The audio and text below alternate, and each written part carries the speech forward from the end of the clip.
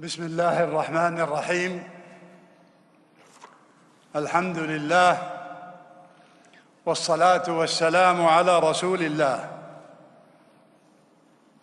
سيدي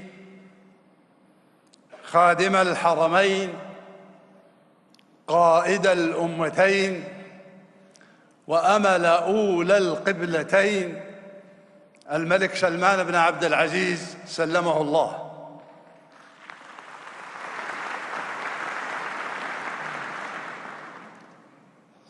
صاحب الجلالة الملك خوان كارلوس، صاحب السمو الملكي الأمير محمد بن نايف ولي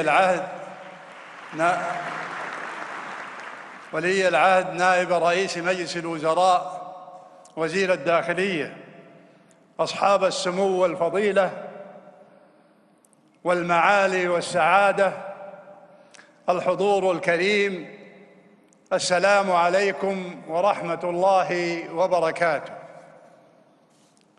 سعود الفيصل أخ وصديق وزميل، ولدنا في عام وتزوجنا في يوم، ورزقنا مولودين بين عشية وضحاها.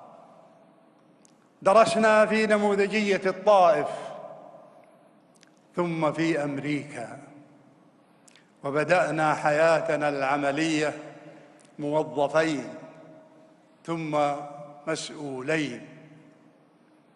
لعبنا كرة القدم معا، وامتطينا صحوات الخيل سويا، مارسنا البيزرة واقتنصنا الحباري في الصحاري، تفاهمنا بدون كلام وتبادلنا المودة والاحترام.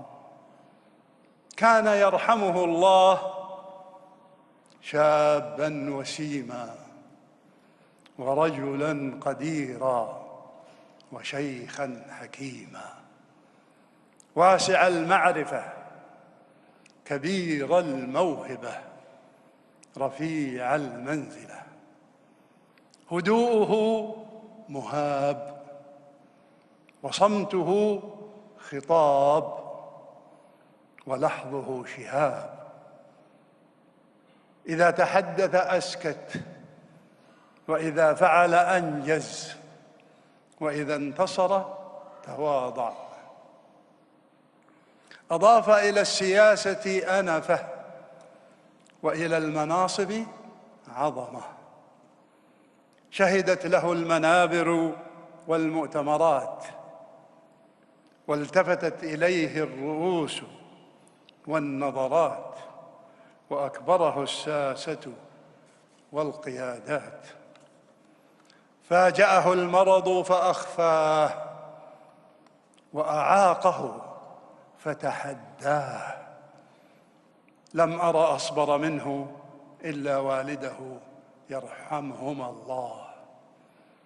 أثقله الإعياء فاتكأ على عصا،